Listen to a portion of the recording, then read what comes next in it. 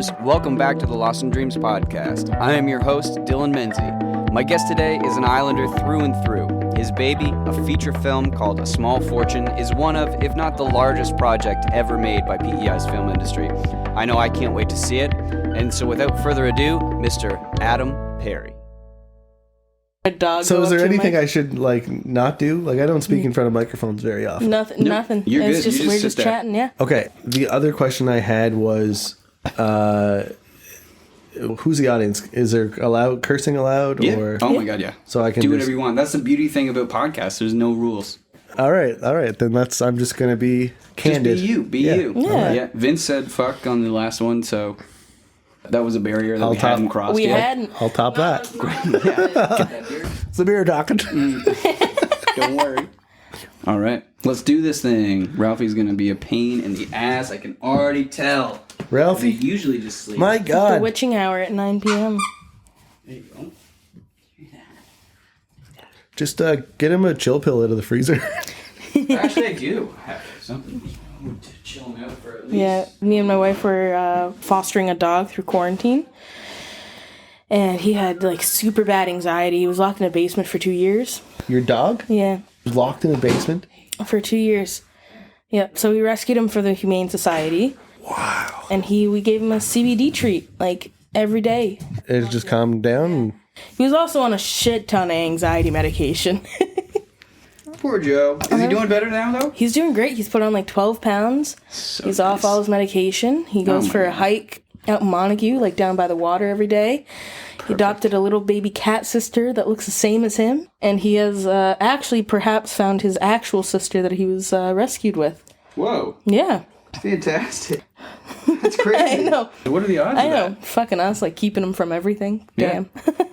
Oh my God, you Oh guys. my God. I'm sorry to put I just you take on my the spot shirt like off? this. You Sure. can.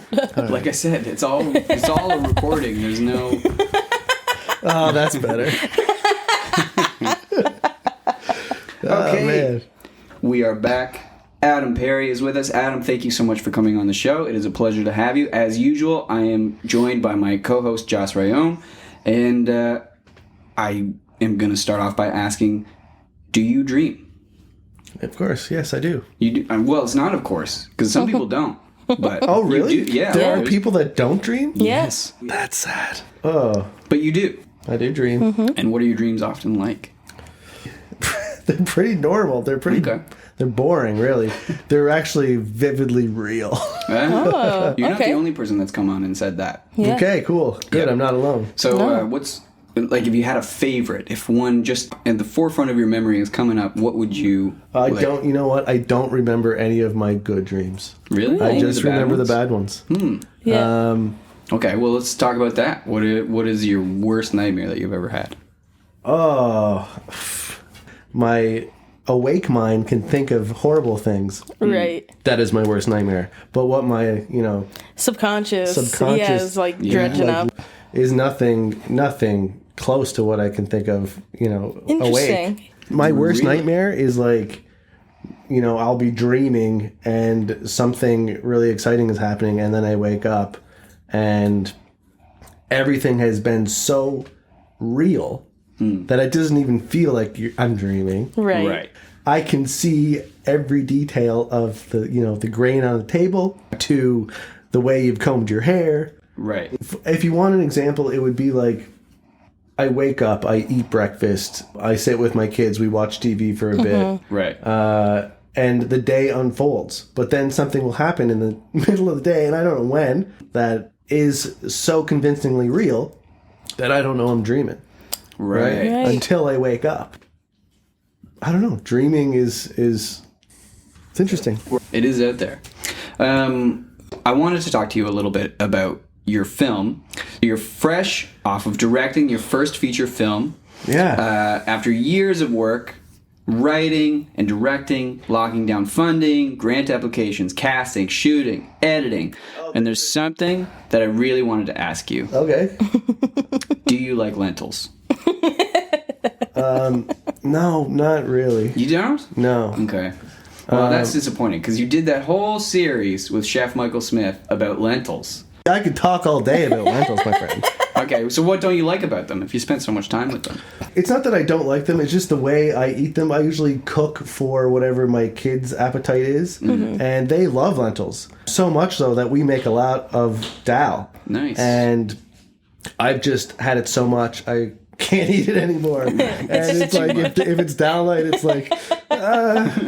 Did you eat a lot of lentils before working with Chef Michael Smith? No. That was the... That project, it was... Oh, man, that was a good, 6 months to a year working on that. So tell me about that job. How did that come about? Well, I had been doing many other series and projects with Michael, so at that time we were, one project was just rolling right into another, which was awesome. So one of his clients that he has dealt with in other work, which was Pulse.ca, or Pulse Growers of Saskatchewan, that industry is wildly successful. The lentil industry. The lentil industry, yeah. It's blown up. I'm going to give you a factoid here. Please. Tell me all about lentils. The world's lentils, the majority of them are grown in India. Right. Okay? Yeah. We're talking about all the lentils in the world. Okay. Canada is number 2. I would not have guessed that. And 100% of the export goes to India because there's so many people in India and not enough lentil plants. Cool. So Holy smokes. I think that makes Canada the largest exporter Right. of lentils. Right. Congrats, Canada. Good Congrats job. Good job. Yeah, good So on us East Coasters, we don't know what's going on out there. It's Saskatchewan. We have no idea about lentils. We'll never know. Right? We'll So never it was know. a shock to me that these guys were like, hey, Michael Smith, we like what you're doing on the web. Can you make a web series for us? And Michael's like, I don't know, Adam, can we do this? And I was just like, well, what do they want? It's like, it sounds like it's whatever we want. Okay, well, what do we want? He's like, well, lentils are grown all over the world, but let's go see how people cook with lentils all across the world. I was just like, okay. Sure. So he's like, yeah, so let's pick 5 countries and find a good lentil story in each one of them, and then we'll go and do it. I love a good lentil story. I was like, okay. And he's like, yeah, just make one of them Dubai. I've always wanted to go there. Sweet. But it was a small crew. It was just like Michael and myself and maybe 2 others and the representative from the lentils in Saskatchewan came with us. Made lots of friends, across the globe that way. And it was good to see the world. Right, You see with your own eyes is a pretty special opportunity. Yeah. And to get paid to travel. And, free meals too. Yeah. From the best in the world. Right, Yeah. It was probably the best gig I've ever had. That wasn't my own project. Yeah. Oh, wow. Yeah. And it introduced you to, a nutritional dish. Lentils. You're eating them all the time. Too much. I don't love them. No. But you're Right. eating them. Oh, yeah, I eat them. Right. So, in your realistic dreams, have you ever had dreams about filmmaking? Like, have you gone Yes, throughout your I was just gone going to throughout say, your day? So, I was saying, everything's so real, Right, and then yeah. something happens. Yep. Well, in my dream, the last one that I could remember that was you son of a bitch, Adam. What the... Yeah. Why do you have dreams like this? What are you doing to yourself? I had dreamt that I had got funding for another project. Oh, yeah. And I was celebrating in my dream. And then the next day came. And it was just okay, time to start working towards down this road where I've got funding and I can take this to the next step. Whatever that next step is, doesn't mean you're getting your movie made, but it was so real because there's all these steps you have to take in order to make a big movie, a feature. And so I was I got funding and I was 2 steps beyond that in my dream before I woke up. Mm-hmm. Right. So it wasn't yay, I got funding that was a high point in the dream, yes, but that wasn't the point where I woke up. Right. You were there was still a reality after that. Holy And shit. then I woke up and then I had to realize that I didn't have funding, which was a big shit, real man. sad, yeah. But then I also wasted all this dream time doing all this work. with funding I didn't even Do it have. again. Yeah. So it was like super disappointing, but like I'm so invested in these dreams because it's so convincing. Yeah. Anyway. Damn. Holy hell. What a Welcome to my roller nightmare. coaster ride. Oh my God. That's a nightmare. Sorry. That's a I'm nightmare. so sorry. I'm sorry your dreams are so realistic. Yeah. They weren't always. Like I have had some crazy ones. Yeah? Especially in my childhood, yeah. What were those like? Flying ones, like classic dream tropes like that? No, I remember this is a recurring dream. Haven't had it since I was, a teenager. I'm happy this is being recorded because my brothers and I joked about this dream. Right. And it's kind of always just been between the brothers, like, oh, Adam's crazy dream. Yeah. That he keeps having. But when I was a kid, I'd have it a lot. It would be like, 2 or 3 times a year.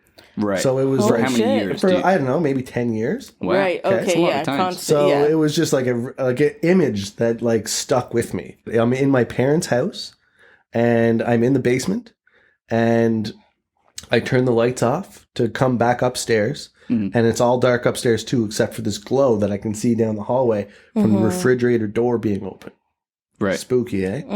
So I go down this hallway, which seems like never ending. Like it takes me forever to get down this hallway. Right. But the suspense is killing me by the time I get to look around the corner. And I see this woman in a robe at the fridge, standing still, looking into the fridge. Well, Not moving at all, nothing in her hands. what does she look like? I can't see it. I just see the light coming around her from the fridge door. Whoa. And I start to get closer and closer, and I don't have a voice. It's just like, I'm just like getting closer and closer. It's almost like a camera. Right. What color was her hair? You could probably see it from behind, eh? It was moving. Her hair's kind of moving. And I couldn't see the color at all. Whoa. But I could see it moving. And it's interesting you should say that because she turns around and it's Medusa. Whoa. And she's like a serpent and she's got these breasts and this head of snakes.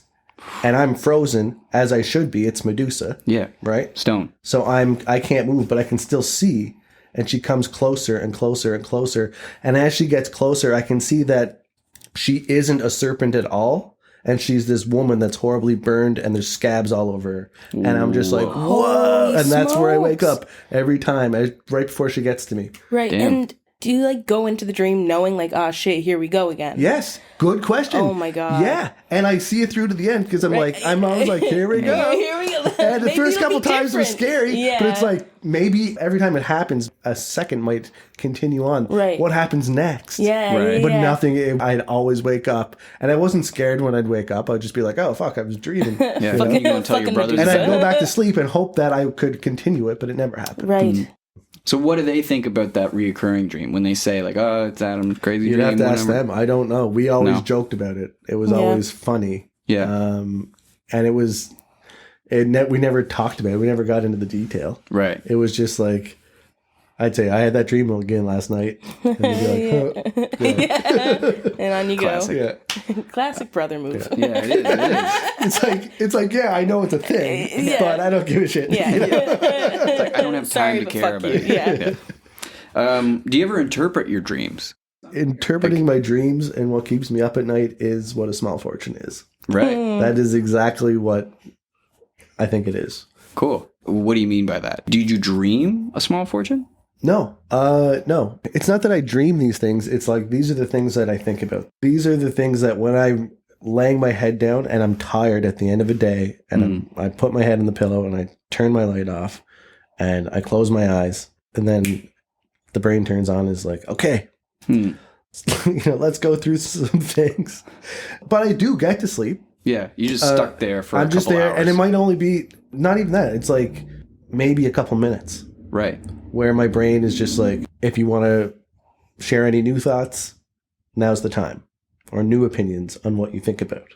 And being a dad and a filmmaker are two things that were like a collision course for what goes on between my ears, It was career versus fatherhood. And I was going down this career path and then I got married and had kids. And I'm so happy that I got to do that. And I'm not worried about what's over there. Yeah. I just needed to make what's over there work with what this is. And Yeah.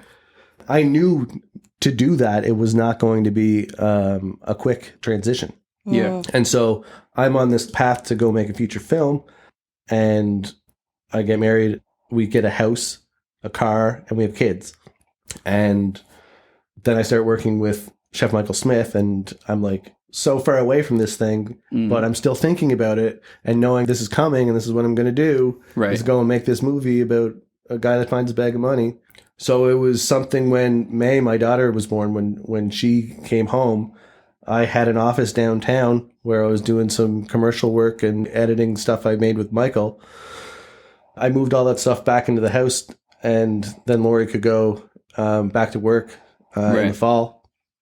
And that was going to be my new life for like 5 or 6 years. And I was like, oh, perfect time to write a movie. Yeah. You know, Right. Everything falls into place. So you've had this idea forever then, for A Small Fortune? Nope. I've certainly had some of it forever. Right. Like men on horseback raking moss at a Skinner's Pond. Yeah, I grew up with that. Right. Yeah, because I was going to ask you why you chose like Irish moss harvesters. Yeah.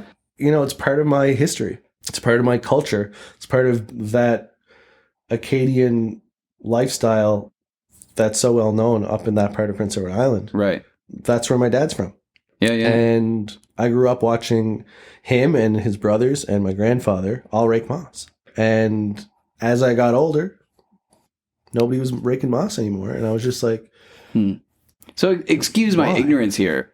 What is it used for? What do you sell it for? There was a carrageenan in it. Or carrageenan? I don't know. Some chemical that's a thickening agent in food. So they extract that from the Irish moss. Okay. And that's put into like ice cream and makeup and beer. Right. Interesting. Yeah, it's like a big food and pharma ingredient. But the Irish moss got taken over by another seaweed, and that seaweed isn't as valuable. There's still a market for it. People still get it. I'm not going to try to pronounce it, but the locals call it fufu. Fufu. And so there's still a group of guys up there raking fufu, but not very many raking Irish moss. And if they are, it's not to make a living. It's to get the old horses back in the water. Right. See what we can get. And there's only a few of the old Irish moss horses left. Right. And we got one for the movie. So the one you see in the movie is an actual real deal. Authentic. So that's, and I guess that's where A Small Fortune starts off, is like, it's a dying industry, and now they find this big bag of money that's going to come and save them. Yeah. Because I watched A Blessing from the Sea as well, and that's where it all starts. And that's a great short, by the way. Oh, yeah. Thank you. It's probably so far in your rear view now after having done the full length. No, it's not. I worked really, really hard on that short, but I needed to know what we as island filmmakers are capable of, with a lot of help from other provinces as well. But, what can we do with islanders in charge on PEI soil? Yeah, what's the best I can do in the director's chair? And I really needed to prove what I could do to a lot of funders for the feature. Yeah. Right? It was one thing to have a script that at that point had a couple of awards behind it. But I also wanted to direct this story that I've written. Yeah. And at that point, I hadn't really made anything in about 5 or 6 years that I directed that was in the ballpark of a feature film. It was all kind of on the Michael Smith travel and food reality TV kind of vibe. So it was like, that wouldn't really work trying to go finance a feature film. It doesn't like translate. That's like, a serious movie. Yeah. So I know that there was like a 5-year communication between you and Telefilm to get the funding finalized for this project. So like, what was that process like? Why did it take so long? And what were they looking for before they finally signed off on it? Yeah, I guess it was just Telefilm's systems that kind of made us have to realize how to approach getting the film made. Because when I was early in development with A Small Fortune, this is like years before A Blessing from the Sea, they had a new program called the Talent to Watch Fund now, but I forget what it was called back then. But it was a film accelerator for emerging filmmakers. So it was like, hey, that's me. This is going to be perfect. Right, like ideal. I get to go and make my movie. So we submitted an application for the funding, and it was like video interviews with me and Jason and Jenna, who were the producers, and we didn't get the funding. And I did a little digging around and I realized, yeah, we probably should have produced a short proof concept to give a visual representation of what this story like is. almost like a trailer. Yeah. And so I was like, okay, I'm just going to apply again next year. I'm going to, spend this winter. I'll go shoot something and we'll just pick it up from there. So I did that. And then when it came time to apply the following year, I was told that I couldn't apply with the same project. So I got knocked Seems down. ridiculous. Especially if you don't get funding. I don't know why. I think it is because I easily could have just changed the title, I feel like, and I could have submitted again. It wasn't the same project that I had submitted a year ago. It had changed so much in that year. Right. I had written a whole new draft of the script. It done so many changes. I had developed it, but the title was the same. And it stemmed from whatever that project was that I submitted last year. The first time, Right. So that was frustrating. No doubt about it. And I was just like, what can we do now? We need Telefilm as a partner to fulfill this vision I have. Yeah.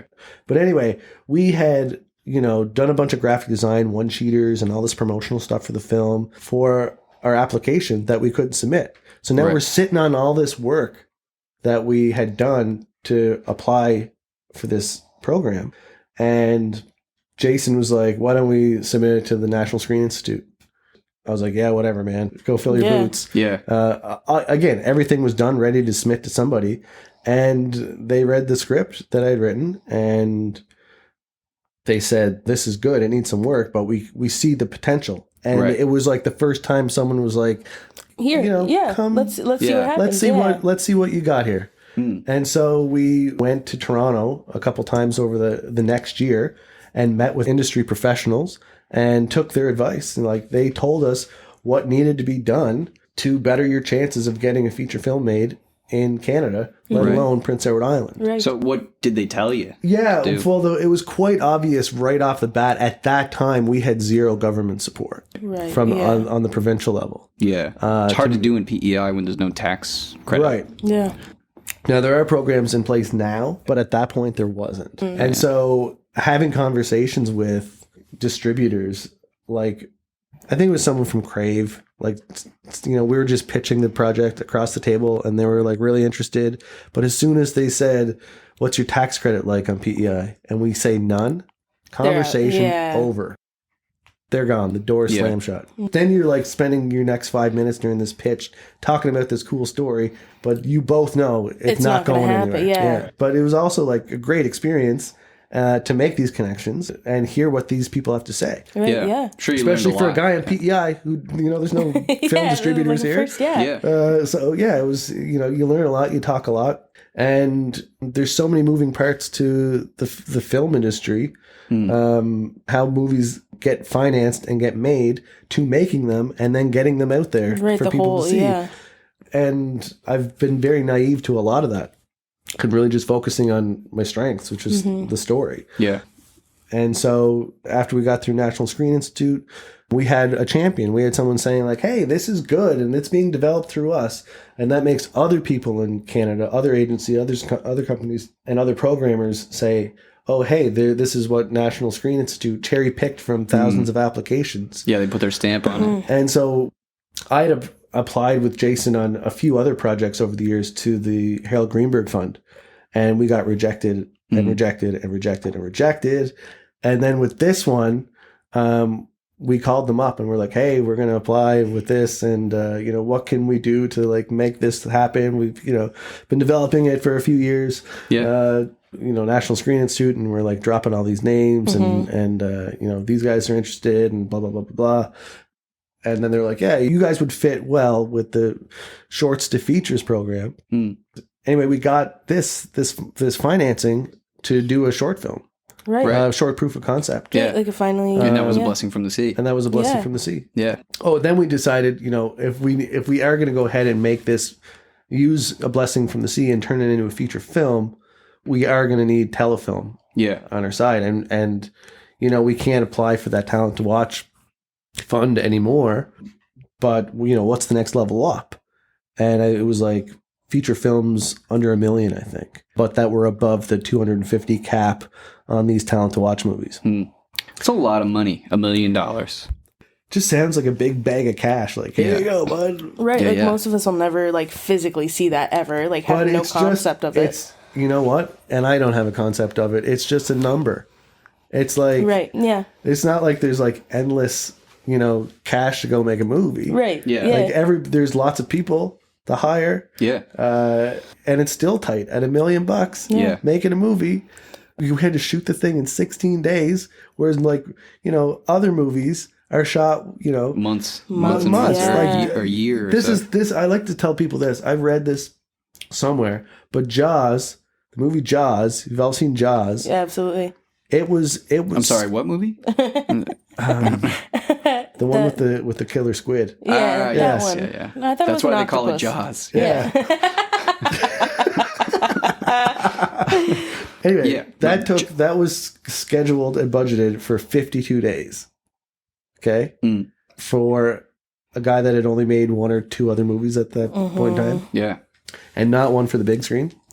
He got 52 days, but he was working under a studio. This is an independent film. That's the big difference. Yeah. But 52 days versus 16, and Jaws actually took like 160 some, I think, Holy days. smokes. It went way over budget, way over schedule. Which is so funny because they had a huge mechanical shark that they were going to put in the water and use for the film. And I'm sure that cost a lot. And that's probably why it was so much over budget. But then they ended up putting it in the water and it sank to the bottom. Yeah. And then that's where, you get the camera angle of the point of view of the shark because they couldn't actually just have the a shark, the big yeah. mechanical shark that they wanted. That's heavy, man. Yeah. Just like the shark. So that's Jaws that. is my favorite movie. Favorite movie of all time? Yeah, it is without a doubt. It's like it's so good. it's when I think of favorite movies, I got to think of like something that I could watch over and over again and never that's- grow tired that's of. And there's only a few of them out there for me Yeah. anyway. And two of them are Steven Spielberg movies. What's the second? Jaws Jurassic and Park. sorry, Jurassic Park. Jurassic Park. Yeah, that's such a good one. It's so good, and it's so easy to overlook because it was so wildly successful. yeah, But looking back at even the rest of Spielberg's movies, I don't know. At that time when it came out, I was the right age. And Yeah. it was good then, and it was good the next year. And as I grew up into who I am today, it's just one of those movies like whenever it came on, or I would put it on regularly. Jurassic Park. I love the music in Yeah. Jurassic Park. love Jeff Goldblum. Yeah, all the characters are so strong. Yeah. Anyway, Also, cool factoid about that movie. You probably already know this, but the reason why the Tyrannosaurus Rex is in the rain was because it was easier to make it look realistic if it was wet than a matte looking T-Rex. I did know that. You did, yeah. I figured you did know that. And that's why it's in the rain again in The Lost World. Jurassic Park. Yeah. It's early days for computer animation. That's, you can't make a T-Rex I know, look but real. here's the thing: the other, I guess I like big blockbuster movies because Terminator 2 is another movie that I love dearly, and the computer effects in that movie,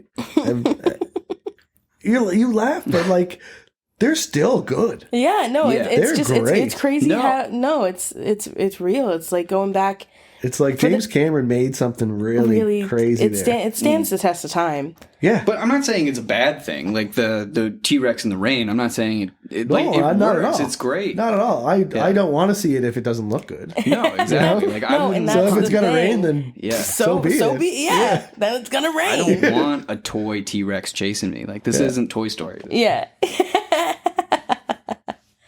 So I know in a lot of articles, when you talk about a small fortune, one of your co-producers, Jason Arsenault, always mentions that he hopes the film is a pivotal point in the film industry on PEI.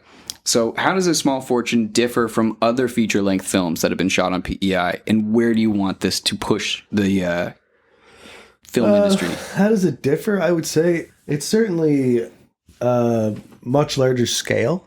It's a bigger budget than what us indie guys on PEI are probably used to. Yeah. I know it is for me, for sure. I would say, you know what it is? It's the experience of everyone here. Yeah. Right. It's like everybody has been kind of learning their craft, working on all these other productions and other features and other web series here. Bringing it all together. And we're just at the point now where we're getting good. Yeah. You know, we know what we're doing. Yeah, falling into that natural rhythm. And I trust everyone, you know? Yes. And when we made A Small Fortune, I said at the beginning that I have put, my best work into this. Mm-hmm. And if you put your best work into this, I know we're going to make something good or something special. Mm-hmm. Yeah. And I think we did both. Yeah. Because I remember talking to you. You came over to my apartment a little while ago, and you were fresh out of the editing room, I think. And you were, actually, it might have been the day you wrapped it. Okay. And you were very excited. You were really, really excited. You're like, I think this is going to be something that PEI has never seen before, and all the talent, everybody that worked on the project, I couldn't be more happy. You were over the moon. It was amazing. Yeah. Wow. I still am. I still feel that way. I'm like, yes, you're right. Absolutely correct. Yes, of course. Yeah. It's a really cool feeling to sit back and watch this thing for the 500th time. Yeah. Going through the editing process. And not growing bored of it at all. Every time I watch it, it's a joy. And I have not seen anything like this made on PEI before. Yeah. But that's kind of what pushed me to make it. I knew there was a darker story to tell. And I wanted to do something set in that world of Irish moss and Acadian culture that I know so well. Definitely. You started your career writing comedy. Yeah. I would say I started my career knowing comedians. Okay. All right. Before I knew comedians, I was doing horror.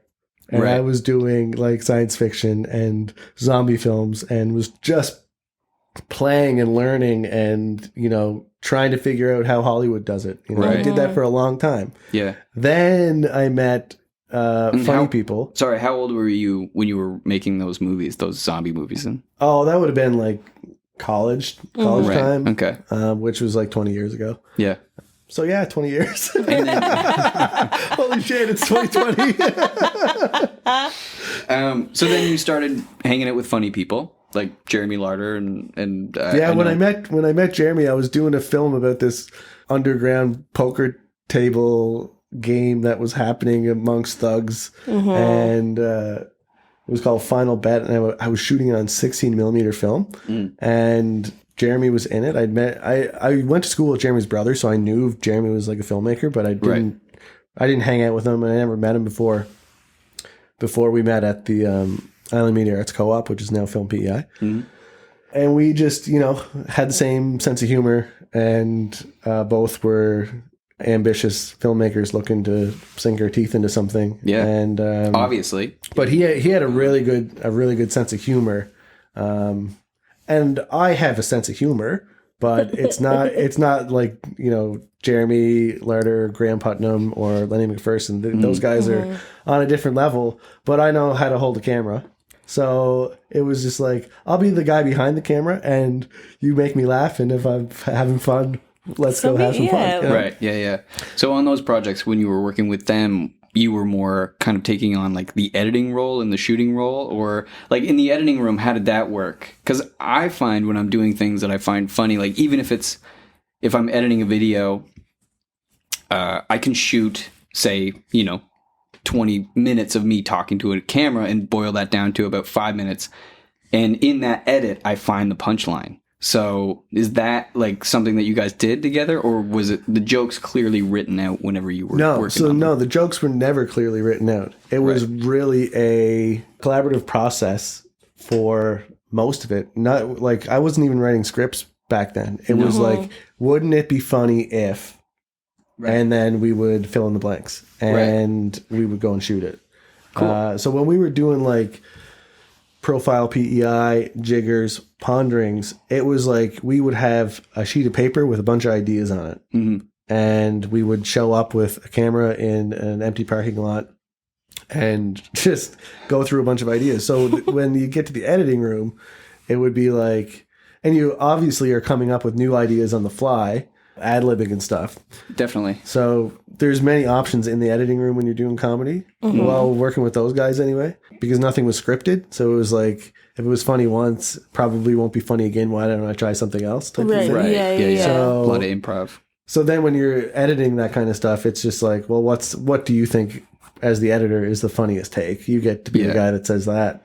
Cool. And if you're also the director, then you kind of know. Profile PEI, Jeremy and I share the directing credit because it was a very, very close collaborative process. Even the editing, we did that together. So, the only thing I really like directed where it was like out of my brain was Jiggers. That was the one where it was just like, what a crazy concept of an asthmatic step dancer befriending a wannabe rapper, hip hop artist. Yeah. And who are these guys? And that was it. It was just like this stupid image of a guy tap dancing and rapping at the same time. But it's things like those where you're like, okay, I have something that's so like funny in my mind that there's so many avenues you can go down. Yeah. Where you can find those things that are so that I make was it what like it is. at that point I was a super awkward guy. Still am. But I was also very aware of how awkward I was, and it was just like taking notes. And then I was noticing other people, doing the same things, the same social missteps, we'll call them. And it was like, man, it'd be funny if you did that. And, and so, we'd get together and we'd just spitball ideas and write the good ones. Right. Yeah. I find that very interesting. I love telling stories and I love telling like comedic stories, but I fall into that thing where like trying to purposely be funny is so hard. And like having that idea of like sitting down, like sharing jokes and like consciously making something funny is very interesting. Yeah. And it was like, all you had to do was write down something funny enough that you could pick up a camera and go shoot it. Right. Go try it out. Yeah. Even when I did Jiggers, it was me on the camera and Adam Glant holding a boom mic, and a little mixer. That was it. There's no crew. And we drove around to set. We shot on weekends, and it was just like, an hour at a time, an hour of production at a time. Yeah. But those were the days back then when you could just you didn't have family and responsibilities. It was just just get in a car and drive. Yeah, get in a car and drive. So I know you've done a couple music videos too. So what is that process like? I don't love making music videos. No. I mean, I enjoy making them, but I just don't think that's how music should be experienced. And if it is experienced that way, it's not something you come back to regularly. You watch a music video once and then you'll never watch it again. I don't know. I've seen...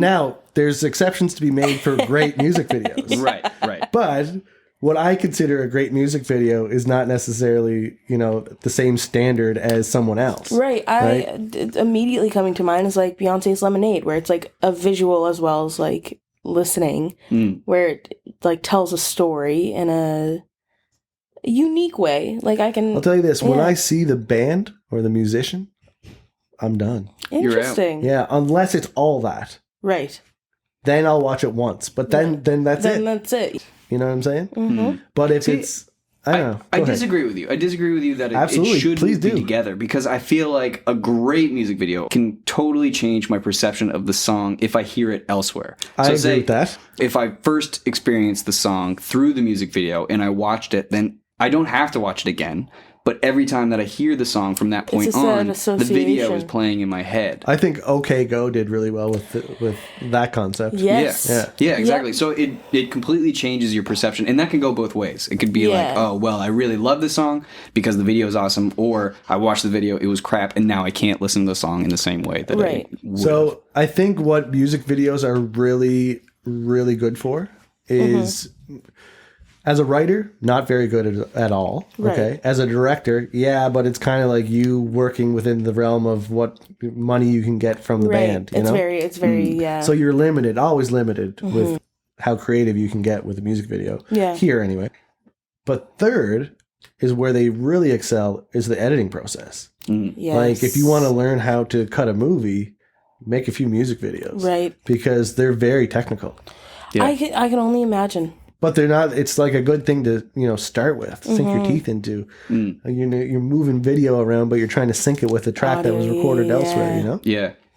I only bring it up because I actually really like a music video that you actually directed. It's a song called "Hat" by Raccoon Bandit. That is, I'm proud of that one. Yeah, I thought it was great. The concept, for anybody that doesn't know, is basically this farmer has the band with Raccoon Bandit in his barn, and it's a mechanical band that he just turns on, and he keeps them hidden in his barn in the back, and he like turns it to the song that he wants to hear, and then slowly turns on the bass and the drums and the rhythm section and whatever he's got. I realize that the rhythm section is the bass and the drums, but it's okay. Anyway, so he turns on the band, and then he watches the song, and then leaves at the end and covers them back up. And I thought that was a really great music video. Thank you. So that music, I was working on that music video when I met my wife.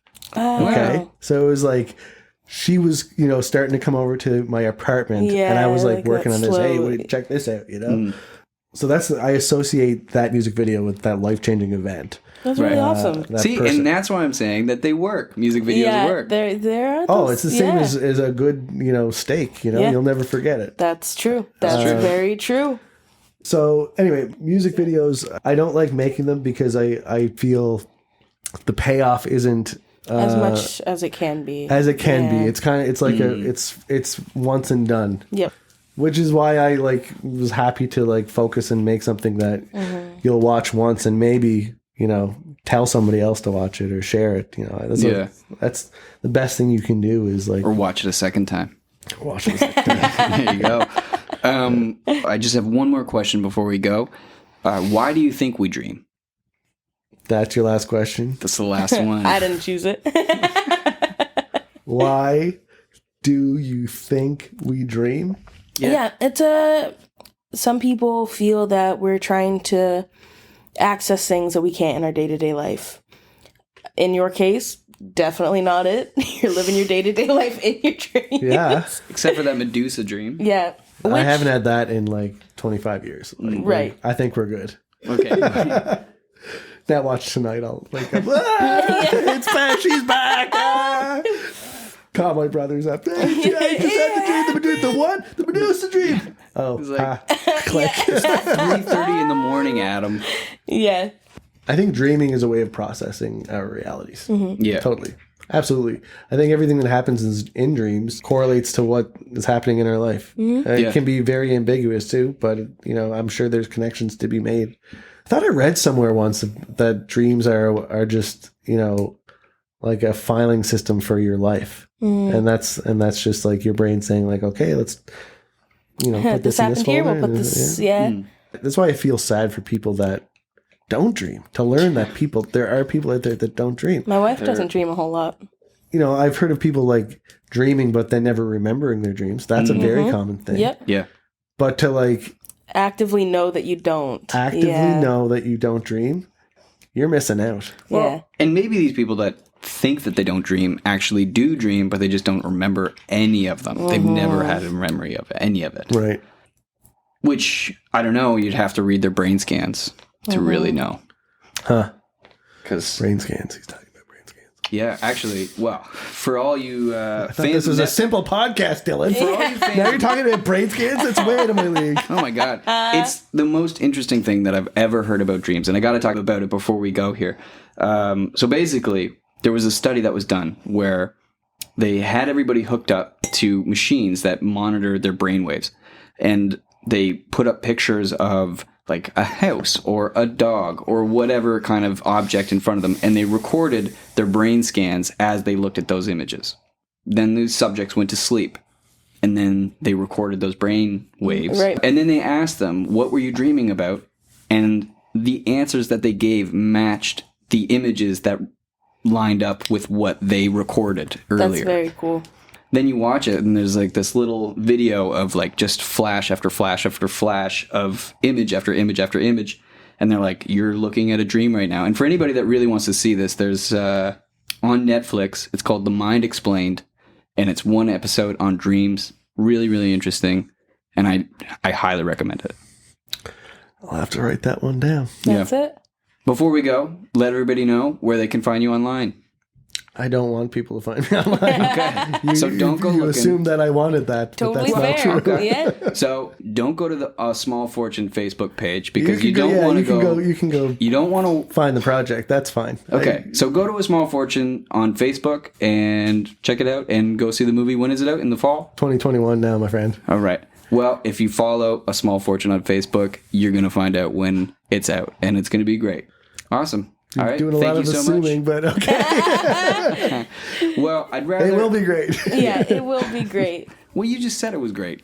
Anyway, we're done. We're out of here. Okay, see ya. Thank you. Thanks for listening, everybody. Bye.